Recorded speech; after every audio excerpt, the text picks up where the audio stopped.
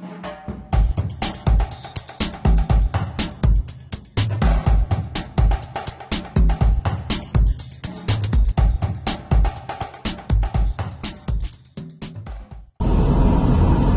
guys. This is Robbie, of course, from EnglishHarmony.com, and I just decided to start recording my morning spoken English practice sessions I'm having each morning and in evenings as well. So that's about an hour of spoken English practice while commuting alone, you know. And basically, as you know by now, I'm a pretty big proponent of speaking as much English as possible to achieve fluency, because you can't just listen your way to fluency, you know. That's my conviction, and it's been proven all over and over again. My own experience tells me that, and that of my blog commentators and customers. Anyway, that's what I've been doing for a good while, you know, and this is just going to give you an idea of how spoken English practice has to be conducted so that it doesn't get boring, you know. I'm going to throw some ideas around, you know, what you could be talking about, things like that. So anyway, here's what I normally do. I get up in the morning, and on some mornings my brain just doesn't work properly, you know what I mean? So my English is a little bit sluggish, probably, you know. Then I gradually get my speech going, you know. I actually start speaking with myself the moment I get up, more or less, you know. By the time I've gotten into the car, my fluency is back on track, you know, and then I can basically prepare for the upcoming day. I'm going to work where I'm going to spend 8 hours speaking in English with everyone, you know. It's a fully speaking English environment. And anyway, what's important to me at the moment is what I'm going to talk about. And lately I've been watching some programs on Discovery channels, and things I've seen during the last couple of days are just fascinating. So basically, mermaids exist, you know. There's no doubt about that, you know. There exists. There's hard proof that mermaids is actually mermaids are a branch of humanoids, you know. And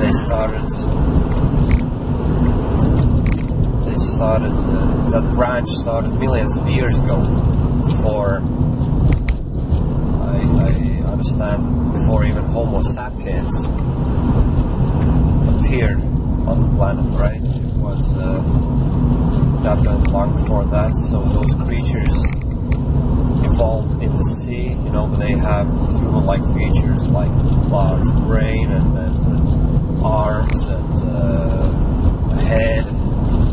But they have a tail instead of legs, you know. So obviously all those accounts of sea mermaids during the last centuries are true, and there's hard proof, and our archaeologists are confirming that in that program. It's just mind-boggling, you know. All those people are giving accounts, and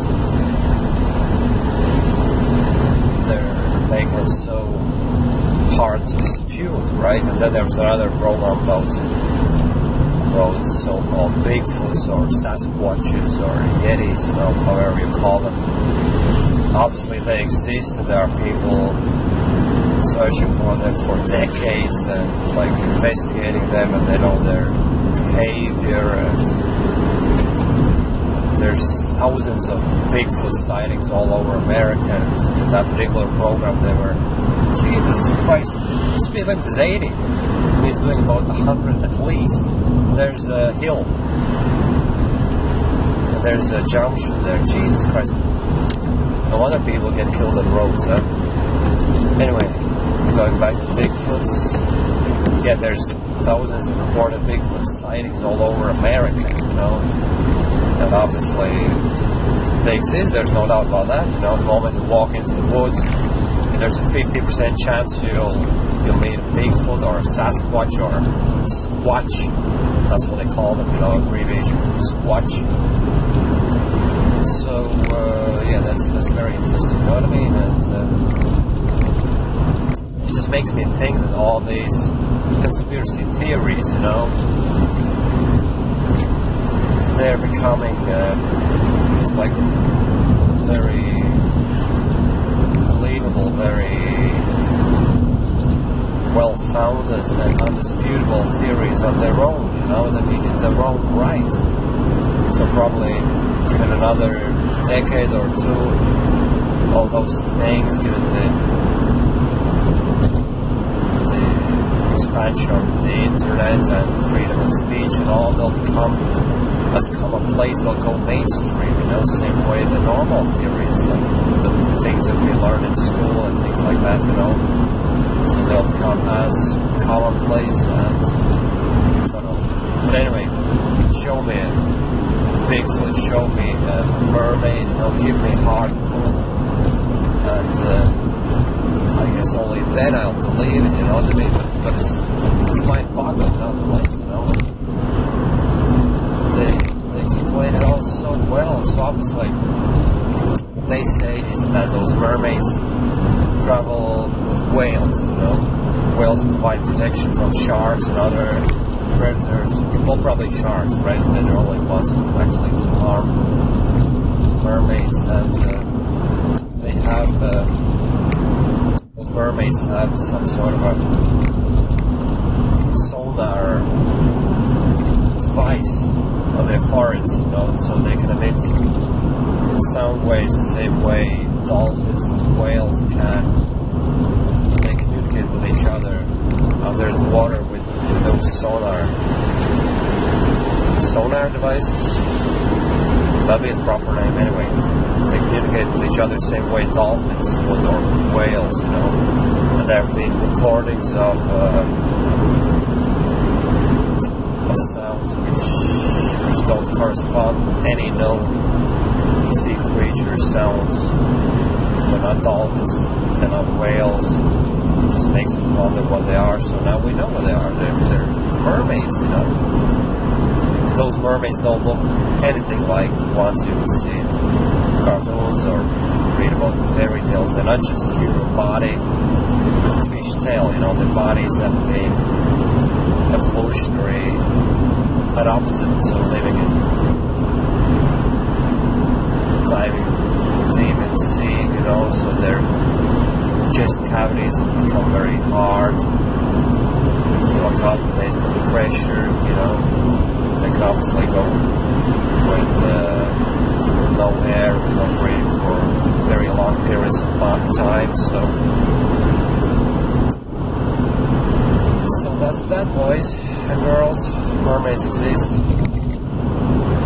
Sasquatches exist. Okay, so I'm nearly there. It's 8:30, so Jesus Christ, I'm 20 minutes early. I've been rushing, should have driven a bit slower, but anyway, I don't normally drive below the speed limit. You know why? Because I don't believe in hampering the traffic behind me, I think it's only going to agitate the drivers behind me, that it could make them overtake me dangerously, unnecessarily. And that's what actually causing a lot of accidents on roads, here in Ireland, because many roads are quite narrow, bendy, and then you get a tractor or another slow-moving vehicle, and then you can't overtake them for 10 miles, and then when the opportunity is there, you just go for it, and then there's a vehicle coming towards you, and then there's an accident, and 2 more people in the graveyard. That's not the way to go, boys. It's not definitely the way to go. So I'm complying with the speed limit. It's not a target. I'm fully aware of that, but I don't see a reason why I should go lower than the speed limit. So on an 80 road, I would do 80 kilometers an hour. No, not 60. It just doesn't make sense.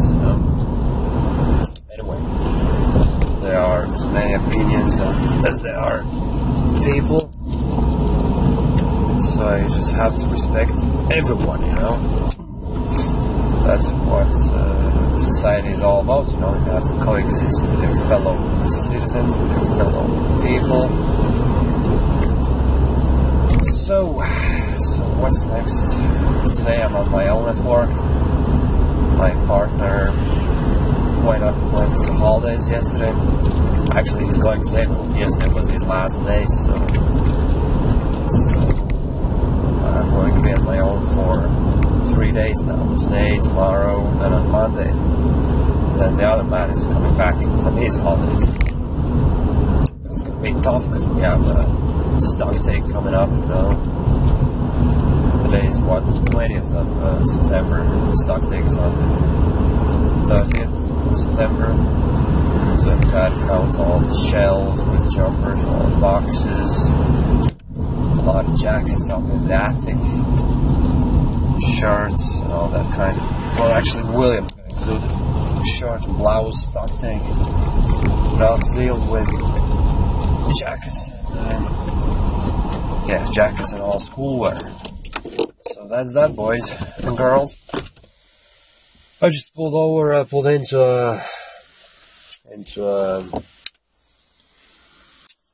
into Marstraven Woods, Moore Abbey Woods, that's how they're called, that's the location. And that's my morning tea. A bit under the weather. I took 2 days off, Monday and Tuesday. I stayed at home because I was feeling very bad, you know. I was feverish and I had sore throat and blocked nose and all the imaginable things that go along with getting the flu. You know, it's a seasonal flu, or it's a seasonal dose, how they say in Ireland here. You know, it's a dose. Got a bad dose there. Yeah, got a bad dose. All right. So basically, this video is getting to probably too long. You know, it's going more than 10 minutes now. But anyway, there's a man with 2 dogs.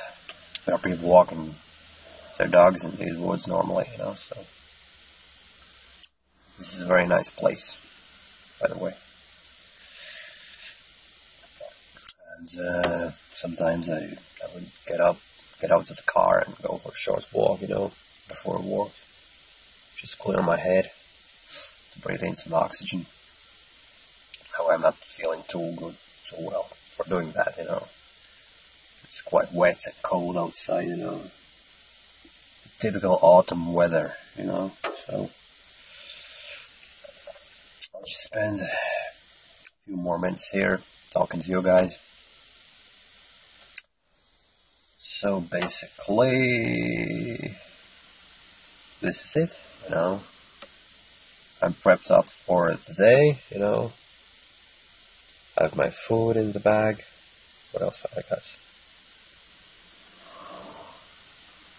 My wallet. There are 3 things, you know, I don't forget every day. My wallet, my keys, and my phone. You know, it's 3 things. My food, of course, my water. I drink 2 liters of water a day, you know. And this morning I added some ascorbic acid, which is pure form of vitamin C, to that bottle of water, you know, so that I can keep my immune system strong and going, you know. So that's the story, my friends. This is the same way I expect any foreigner to practice their spoken English, you know, and get fluency going, because it's very realistic. There's not a lot of effort involved, you know, you just gotta verbalize your thoughts and basically just get used to speaking in English, you know.